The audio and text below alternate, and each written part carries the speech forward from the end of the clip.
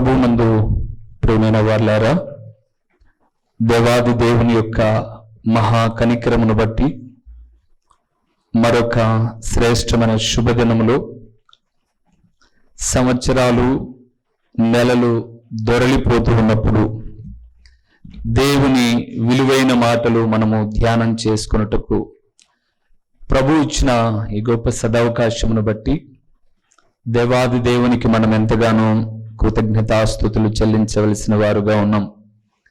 అదే సమయంలో దినాలు గడిచిపోతూ ఉన్నప్పుడు దేవునికి చేరువ కావడానికి దైవ వాక్యము ద్వారా ప్రతిస్పందించబడుతూ సరిచేయబడుతూ వాక్యమైన దేవునికి మిమ్మల్ని మీరు సమర్పించుకుంటున్న విధానమును బట్టి వాక్య వీక్షకులుగా వినేటటువంటి దేవుని ప్రియబిడలుగా ఉన్న మీ అందరికీ ప్రభు అయిన యేసుక్రీస్తు పేరట వందనములు తెలియచేయచ్చు ఉన్నాను. దేవునిందు ప్రియమైన వారులారా, ఇదిన కాలమున ప్రభువు మనతో మాట్లాడబడిన ఒక అమూల్యమైన విషయము ఏమిటి అనగా, దేవుని ఆశీర్వాదము గలవారు ఎలా ఉంటారు? దేవుని ఆశీర్వాదము గలవారు. బైబిల్ గ్రంథంలో ఈరోజు ఇలాంటి విషయాలు చాలా విన్నాం మనం, ఆశీర్వాదమును గూర్చిన సంగతులు. అయితే ఈరోజు ప్రభు మరొక పర్యాయము, మరొక కొత్త కోణములో నూతన విషయాలు మాట్లాడుటకు ప్రభు ఇష్టపడుతూ ఉన్నాడు. దానికి ముందుగా నేను ఒక మాట చెప్పాలనుకున్నాను.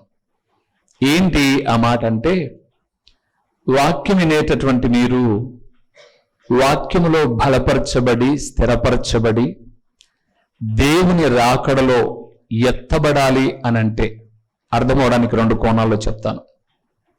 ఎత్తబడాలి అనంటే కాపరిని అనుసరించే మంద అయి ఉండాలి. ఎవరిని అనుసరించాలి? అర్థం కావడానికి చెప్తాను.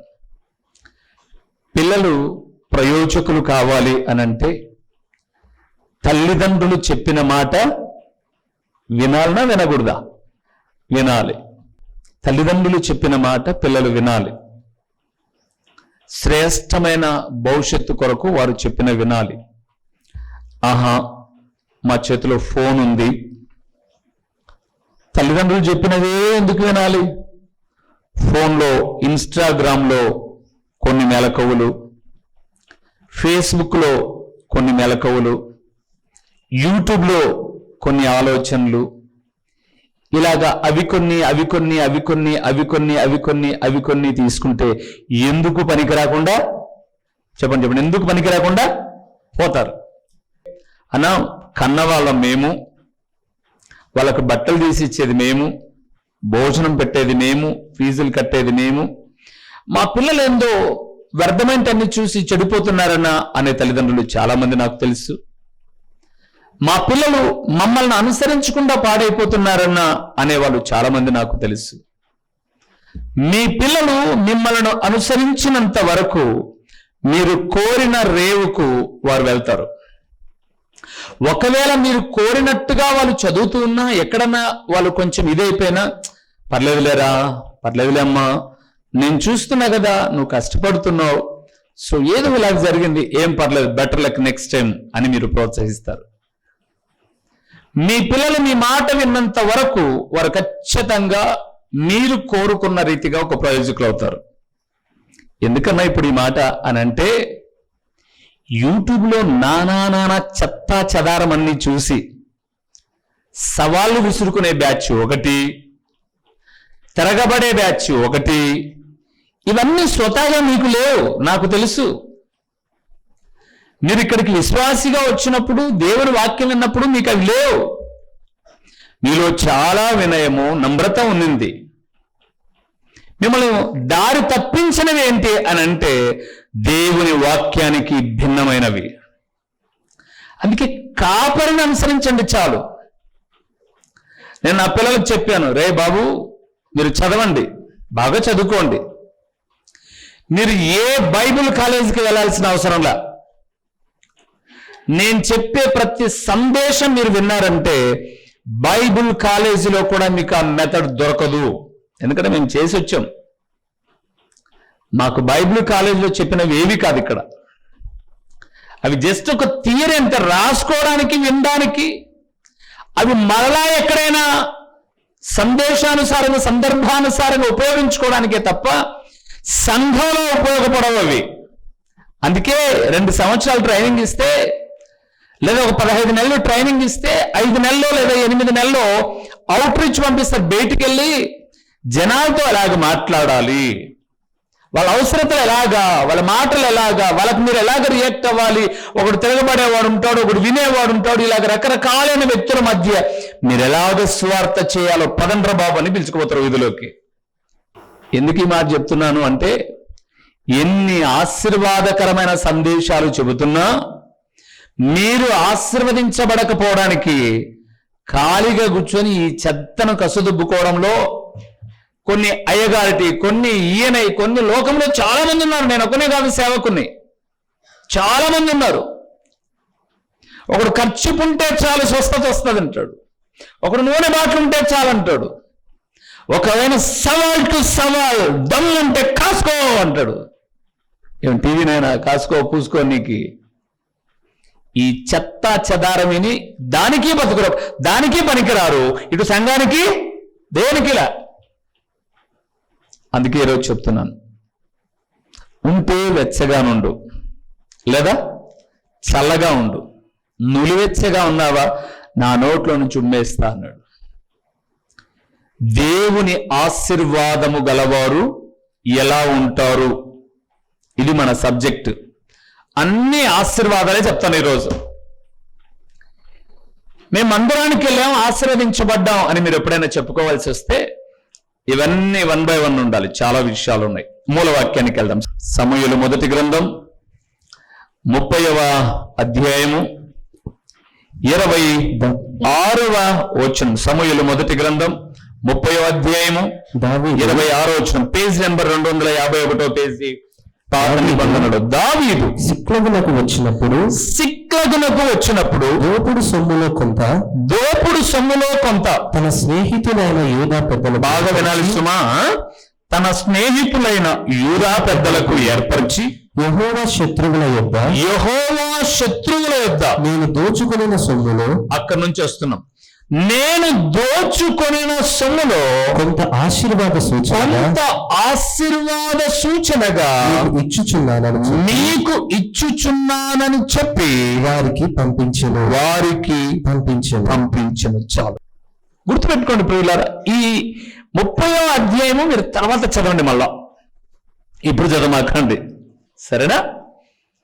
దావీదు అనబడేటటువంటి ఈయన తన దినములలో సిక్లగు అనబడే ఒక ఊర్లో ఉన్నాడు.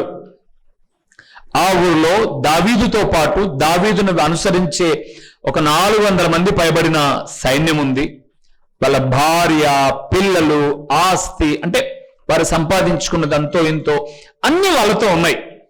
అలాగ అన్ని వాళ్ళతో ఉన్నప్పుడు ఈ మగవాళ్ళందరూ వేరే పని నిమిత్తమై బయటికి వెళ్ళిపోయారు. అప్పుడు అమాలేకీలు వచ్చి, వినాలి ఇదంతా అక్కడ ఉన్నది, ఎందుకంటే నిన్న ఉన్న జీవితం ఈ రోజు కాదు దావీద్ది. సో దేవుని మందిరానికి రాకముందు మన జీవితం ఇది కాదు, వచ్చిన తర్వాత ఏమైందో చెప్తాను అందుకు. సో దావీదు సైన్యము అందరూ ఊర్లోకి వచ్చేసరికి అమాలేకీలు వాళ్ళ భార్యలను, వారి గేదెలను, పశువులను, అక్కడున్న ఆస్తిని అన్నిటినీ దోచుకొని వెళ్ళిపోయారు. ఇప్పుడు ఆయనతో పాటు ఉన్న వాళ్ళందరూ ఏం చేశారంటే, ఇలాంటి పరిస్థితికి కారణం నిన్ను నమ్మి నీ వెనక రావడమే మా ఇదంత పరిస్థితి, కాబట్టి నిన్ను రాళ్ళు చంపుతామని రాళ్ళెత్తుకొని దావీదును కొట్టబోయారు. దావీదు కూడా ఏం చేయలేదు, కొంత ఓపిక పట్టండి అని చెప్పి దేవుని సన్నిధికి వచ్చాడు, సేవకుల దగ్గరకు వచ్చాడు. అయ్యా, దేవాది దేవుని దగ్గర ప్రార్థన చేస్తున్నాడు, ప్రభువా మా భార్య పిల్లలు సమస్తాన్ని దోచుకుపోయారు అమాలేకీయులు, తిరిగి నేను దాన్ని సంపాదించుకోవాలంటే, అంటే నేను తరుముతా, ఇప్పుడు వెళ్ళిపోతా, ఏదో ఒక దారి పట్టుకొని వెళ్తా నేను. అయితే నేను వెళ్ళి వాళ్ళను కలుసుకోగలనా, వాళ్ళను చేరుకొని నా ఆస్తిని నేను దక్కించుకోగలనా? ప్రార్థన చేశాడు. దేవుడు అన్నాడు దావీదు వెళ్ళు దక్కించుకుంటావు అన్నాడు. దేవుడు వెళ్ళమనగానే గుర్రాలు ఎక్కారు, ప్రయాణాలు అయ్యారు. వీళ్ళలాగా నడుచుకుంటూ వస్తున్నప్పుడు దారిలో ఒకడు అనారోగ్యం చేత పడిపోయి ఉన్నాడు. అందరు అక్కడ ఆగారు. ఎవర్రా బాబు, ఏంటి రోడ్లు పక్కన పడిపోయావు? అయ్యా, నేను ఒక ఐగుప్తుని, అమాలేకులకు బానిసగా ఉండేవాడిని.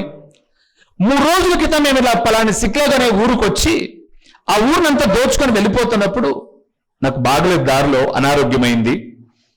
అప్పుడు నా యజమానుడు బాగలేనితో మనకేం పని, ఇక్కడే వదిలిపెట్టేసి వెళ్ళిపోయారు అని అన్నాడు.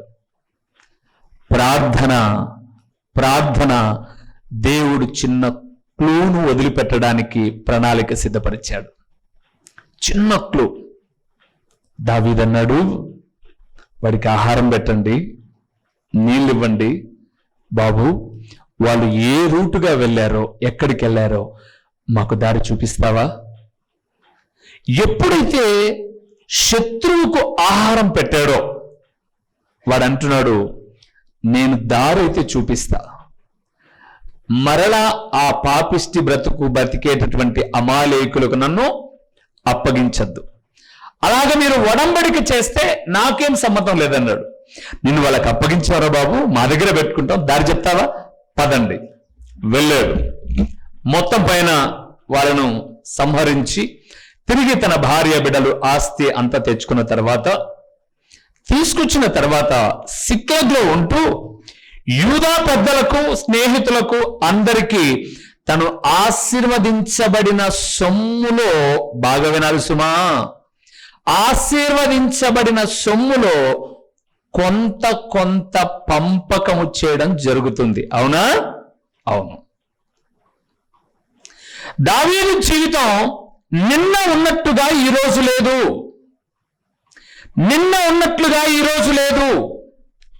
ఈ వాక్యమనే మీరు దేవుని వాక్యానికి స్పందించి మీ జీవితాలు ఆశీర్వాదకరంగా మలుచుకోవాలి అని అంటే, నిన్న లేని జీవితం రాబోయే దినాలు దీవెనకరంగా ఉండాలి అంటే వాక్యము చెప్పేది మీరు చేయాలి. ఒకసారి 26వ వచనం మళ్ళొక్కసారి చదువుదామా? 26వ వచనం చదువు. దావీదు సిక్లగునకు వచ్చినప్పుడు దోపుడు సొమ్ములో కొంత తన స్నేహితులైన యూదా పెద్దలకు ఏర్పరిచి యెహోవా శత్రువుల యొద్ద నేను దోచుకొనిన సొమ్ములో కొంత ఆశీర్వాద సూచనగా మీకు ఇచ్చుచున్నానని. ఎప్పుడైనా ఆధ్యాత్మిక జీవితంలో నేర్చుకోవాల్సింది ఏంటో తెలుసా? అప్పు చేసి పప్పు కూడు తినకూడదు. అప్పు చేసి వస్త్రం కూడా కొనకూడదు. అక్కడ మీకు పాఠం ఏంటో తెలుసా? దావీదు దగ్గర మిగిలిన సొమ్ములో కొంత పంపకాలు చేస్తున్నాడు. ఈరోజు మీ కుటుంబాలు ఆడంబరాలకు వెళ్ళి ఎవరో ఇస్తారండి అప్పు. ఈ ఫెస్టివల్ టైంలో వాళ్ళకేం పనులు లేవు, ఇంటికాడ అమ్మగారులకు అప్పు ఇస్తారు. సంవత్సరం అంతా తిరుగుతారు. ఏం ఉద్యోగమా, వ్యాపారమా? సంవత్సరం అంతా తిరుగుతారు. దాని మీద వాళ్ళ రాబడి ఏదో వాళ్ళు పెట్టుకునే వ్యాపారం చేస్తారు. కాబట్టి సంవత్సరం అంతా తిరిగి ఎట్లా పోట్లాడో ఏదో గుద్దులాడో ఏదో చేసి డబ్బులు వాళ్ళు రాబట్టుకుంటారు. ఈ రాబట్టుకోవడము తీసుకోవడం మధ్యలో అప్పు చేసి ఆడంబరము చేసిన నువ్వు మాత్రం అవమానభరితంగా ఉండాలి. అందుకే జ్ఞాపకం చేస్తున్నాను ప్రియులారా, మిగులుబాటు ఉంటే ఏమైనా చేయండి. నాతో ఒక ఆయన అన్నాడు మన చర్చిలోనే. ఏమన్నాడు తెలుసా? బైబిల్ మొన్న పంచాం కదా, గిడియోన్స్ పంచాం. అంటే మీరేం కాదు, మీరు ఇచ్చిన కానుకను నేను తీసుకెళ్ళి వాళ్ళకి ఇచ్చాను. ఇస్తే సార్ అప్పుడే ఇచ్చేసారా డబ్బులు అన్నారు. అవును ఇచ్చేసాను, నేను చెప్పాను కదండి ఆదివారం కానుక ఒక ఆదివారం ఇస్తానని. సో నా దగ్గర ఉంటే నాకు ఏదో ఖర్చు వచ్చి దాంట్లో వాడడం ఇదంతా ఎందుకు వచ్చింది, తీసుకెళ్ళి ఇచ్చేసానన్న. మరి నేను ఇవ్వలేదు అని అన్నాడు. సరే నెక్స్ట్ ఇయర్ ఇద్దులే, వచ్చే సంవత్సరం ఇద్దులే, ఏమైంది అని అన్నాను. వచ్చే సంవత్సరం లోపల నేను చచ్చిపోతే అని అన్నాడు. నువ్వు చచ్చిపోతే 40 బైబిళ్ళు మిస్ అవుతాయి అంతే. నువ్వు చచ్చిపోతే 20 లక్షల అప్పు నీ భార్య బిడ్డల మీద పడుతుంది. దాని గురించి ఆలోచించవా నువ్వు? చిన్న ఉదాహరణ చెప్తున్నా. ఒక 2 లక్షల అప్పు నీ భార్య పిల్లల మీద పడుతుంది. దాని గురించి లేదా నీకు జ్ఞానం? 40 బైబిల్ పంపకం గురించి ఉన్నటువంటి శ్రద్ధ. అందుకే నేను చెప్తున్నాను, కాపరి స్వరం వినండి. ఖచ్చితంగా మంద బాగుపడుతుంది. సవాళ్ళు, ప్రతి సవాళ్ళు, ఆ దేశంలో ఇది జరిగింది, ఈ దేశంలో ఇది జరిగింది, ఆ జరిగినటువంటి ఆ దేశాలకు సంబంధించినవి, ఆ సంఘాలకు సంబంధించింది, ఈ ప్రాంతానికి, నీ జీవితానికి సంబంధించింది కాదు. దానివల్ల నువ్వు నష్టపోతున్నావు సోదరుడా. దావీదు తన సొమ్ము ఇంటికి తెచ్చుకున్నాడు, దాన్ని ప్రక్కన పెట్టుకున్నాడు, కానీ తను దోచుకొచ్చాడు చూడు అమాలేకుల దగ్గర. ఆ మిగులు బాటును పంచుతున్నాడు పెద్దలకు, యాజకులకు. ఆ మధ్య నేను చాలా మాటలేండి, దాదాపు ఒక 10-15 ఏళ్ల నుంచి గుంటూరు ప్రాంతంలో చాలా పల్లెలకు సువార్త నిమిత్తమై నన్ను పిలుస్తూ ఉన్నారు. వాళ్ళు పిలిచినప్పుడు అంటారు, అన్న ఉదాహరణకు చిలకలూరుపేట ప్రక్కన చాలా పల్లెలు, అన్న మీకు చిలకలూరుపేటలో లాడ్జి తీయమంటారా అంటారు. వద్దులేరా బాబు, మీ ఊర్లోనే ఏదో ఒకటి పైన చిన్న డాబా ఉంటుంది కదా, అక్కడ పెట్టండి, మీరందరూ అందుబాటులో ఉంటారు.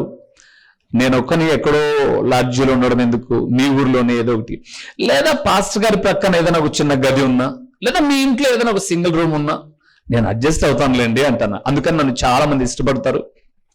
పెద్దగా నిన్న కూడా ఒక ఆయన ఫోన్ చేసి అన్నాడు, సార్ మీరు ఎంత తీసుకుంటారండి, మీతో మేము విశాఖపట్నంలో సువార్త కూడికలు పెట్టాలనుకుంటున్నామంటే, నీకు దయ ఉంటే రాను పోను ఛార్జీ లేదు, అది ఇవ్వలేకపోతే ముందు డేట్లు చెప్పు, నేను ప్రార్థన చేసి ఆ ఛార్జీ కూడా నేను ఫిల్ చేసుకుంటాను అని. అయ్యో అలా కాదండి, ఎంత తీసుకుంటారని. సరే, మేము ఆ గుంటూరు పరిసర ప్రాంతాలకు వెళ్ళినప్పుడు ఒక చోట గన్నవరం అనే ప్రాంతానికి సువార్త. గన్నవరం అంటే విమానాశ్రయం గన్నవరం కాదు, చిలకలూరుపేట దగ్గర గన్నవరం ఉంది. అక్కడికి వెళ్ళాను సువార్త నిమిత్తమై. కింద నా ఫ్యామిలీ ఉన్నారు, పైన ఒక సింగిల్ రూమ్ ఉంది, అందులో నన్ను పెట్టారు. అది బాగా వేసవి కాలం. మొత్తం పైన మొదటి రోజు కరెంట్ పోయింది. 11 గంటలకు చర్చిలో జనరేటర్ పెట్టారు, మీటింగ్ ఇది కాబట్టి. మైక్ పని చేస్తే వచ్చాం. అప్పుడు బాగా పవర్ కట్స్ ఉన్నాయి. అడిగాను నేను, ఎన్నింటికి వస్తుంది అని. 5ంటికి వస్తుందన్నా అన్నాడు.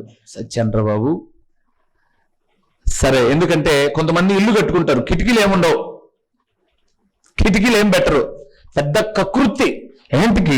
ఏంటికి ఆయన నున్నగా చుట్టూ గోడ కట్టినట్టు కడితే వాడు ఏం సావాల్సిన అవసరం లేదు. దాంట్లో వేసి బీగం వేసినాడు అనుకోండి, వానికి ఏం పొగ కూడా పెట్టాల్సిన అవసరం లేదు, హ్యాపీగా చచ్చిపోతాడు. వేసవి కాలంలో ఇమ్యూనిటీ పవర్ అంతా అంతరించిపోయి అలాంటి గది అన్నమాట. ఏ కిటికీలో వాకిట్లోంచి పోవాలి, వాకిట్లోంచి బయటికి రావాలి, బాత్రూమ్ కూడా బయట ఉంది. బాబు నా వల్ల కాదు, నేను ఎక్కడైనా కింద చెట్టు కింద మంచం ఏంటో మంచి పడుకుంటాను, రాత్రి మళ్ళీ వాక్యం చెప్పాలి కదా అని అన్నాను. చెట్టు కింద ఎందుకన్నా, మీరు ఎక్కడైనా అడ్జస్ట్ అవుతారు. ఈ మధ్య ఒక కొత్తది అక్కడ తాటి పట్టాలతో గుడిసెలు వేస్తారు ఎక్కువ బాగా. ఒక గుడిసెలు వేశారు, చల్లగా ఏసీ ఉన్నట్లుంటుందన్నా. అక్కడ మంచం వేపించి మీకు అక్కడ విశ్రాంతి ఇద్దాం, ఈ కంటిన్యూ పవర్ కట్ ఇంతే కదా అన్నారు. సంతోషమని వెళ్ళాను. అది చాలా చక్కగా మంచిగా తాటి పట్టల చేత మొత్తం కప్పేశారు. లోపలికి వెళ్ళి కూర్చోగానే చల్లగా అనిపించింది. ఇంత మంచిగా పెట్టుకొని ఆ రూమ్లో పెట్టారు నన్ను, ఎంత బాగుంది అని పైకి చూసి భలే కప్పారే అని అన్నాను. నా ప్రక్కన ఉన్నవాడు అన్నాడు, బాగా కప్పలే అన్నాడు. బాగా కప్పారా, చల్లగా ఉంది. పైకి చూస్తా, బాగా కప్పారో లేదో చూడాల్సింది పైన కాదు కిందనన్నాడు. అదేందన్నయ్యా అన్నాను. పైన చూస్తే బాగా కప్పినట్టే ఉంటుంది, కింద చూడు ఆ ఎండ పొడలు అక్కడక్కడ తెల్లగా పడుతున్నాయి అన్నాడు. అప్పుడు చూస్తే అక్కడ తెల్ల పొడలు ఉన్నాయి, ఎండ పొడలు. అంటే ఇదేంటి అర్థం అని అంటే, ఒకదానికి ఒకటి పొందిక లేదు కాబట్టి ఈ గ్యాప్లలో నుంచి ఎండ కిందికి వస్తుంది, ఆ పొడలు బాగా పల అన్నాడు. అప్పటిదాకా కప్పేసే కదా మనకు తెలీదు. సరే ఎలాగోలే చల్లగుంది ఉండిపోతానులేండి, ఉండండి అని అన్నాడు. పైన కనపడే నీ జీవితం కరెక్ట్ అయింది కాదు. రోజు చక్కగా బండ్లలో తిరుగుతున్నాం అందరం. స్కూటీలు వచ్చాయి, బండ్లు వచ్చాయి, కార్లు వచ్చాయి, ట్రాక్టర్లు వచ్చాయి, ఎక్సెట్రా. ఇవన్నీ పైన కనపడే జీవితాలు కాదు. అంతరంగాలలో ఆశీర్వదించబడిన వారు ఎలాగుండాలో తెలుసా? రండి కొన్ని విషయాలు మీకు జ్ఞాపకం చేస్తాను. మొదటి విషయానికి వద్దాం. ప్రసంగి గ్రంథం 5వ అధ్యాయము మొదటి విషయాన్ని చూస్తున్నాం. ప్రసంగి గ్రంథం 5వ అధ్యాయము 19వ వచనం. 5వ అధ్యాయము 19వ వచనం చూద్దామా? పేజీ నెంబర్ కూడా చెప్తాను. 559వ పేజీలో ప్రసంగి గ్రంథం 5వ అధ్యాయము.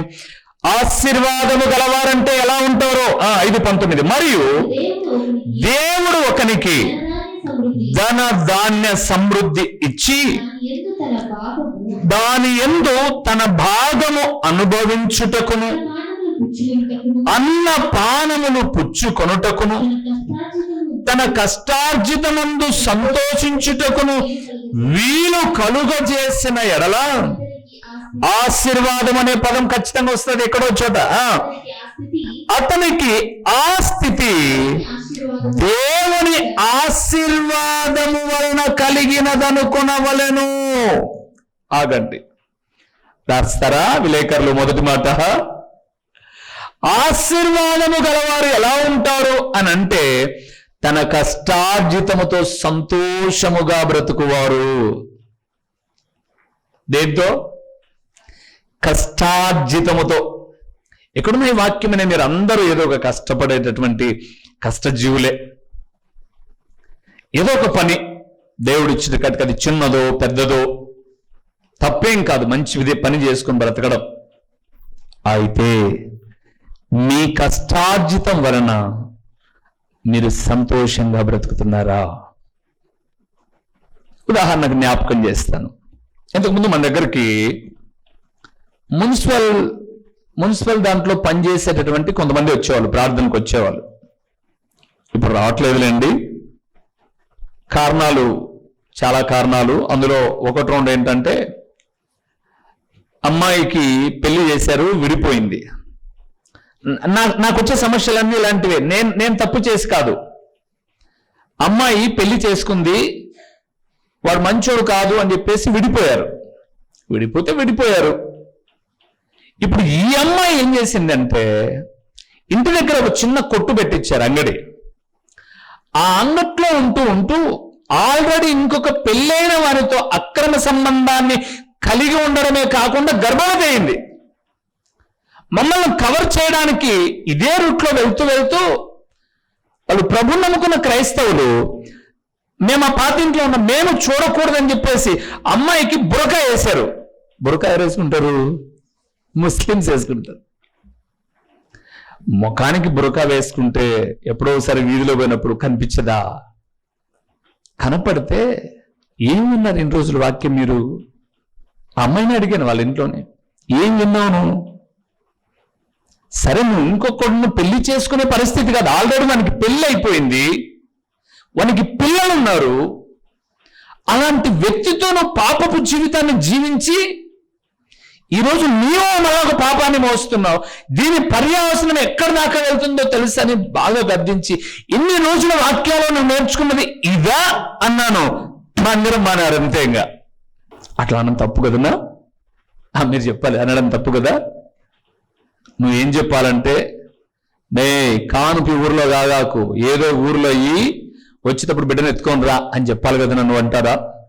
కాదు కదా. సరే, మానేశారు. తర్వాత వెళ్ళాను, నేను ఏంటి మందిరానికి రావట్లేదు అని అడిగాను.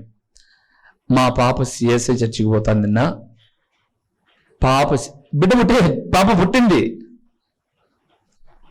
పాప ఒకదే ఇబ్బంది కదా, మీతో సహవాసాన్ని నేను పోగొట్టుకోలేనన్నా. చిన్నప్పటి నుంచి మా పిల్లలు చిన్నగా ఉన్నప్పటి నుంచి మన దగ్గరకు వచ్చారు వాళ్ళు.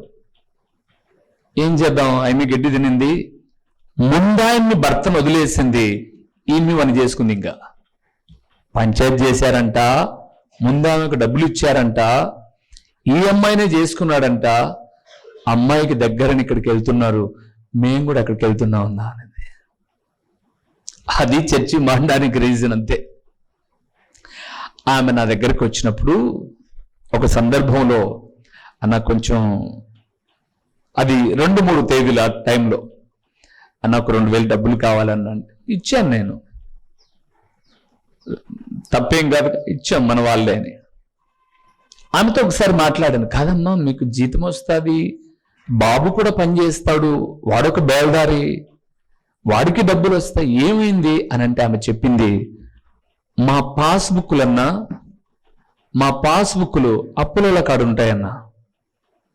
మా జీతం పడగానే వాళ్ళు మమ్మల్ని పిలుచుకుపోయి, ఎందుకంటే మేము సంతకం పెట్టాలా, మేము సంతకం పెట్టగానే డబ్బు డ్రా చేసుకొని వడ్డీ చక్రవడ్డీ మా డబ్బులు తీసుకొని, మాకు ఈ నెలంతా ఏదో ఖర్చు ఉంటుంది కదన్నా, 18,000 మా జీతంలో 13,000 14,000 వాళ్ళు తీసుకొని 4,000 మాకు ఇచ్చి మళ్ళా పాస్బుక్ వాళ్ళ దగ్గర పెట్టుకుంటారన్న.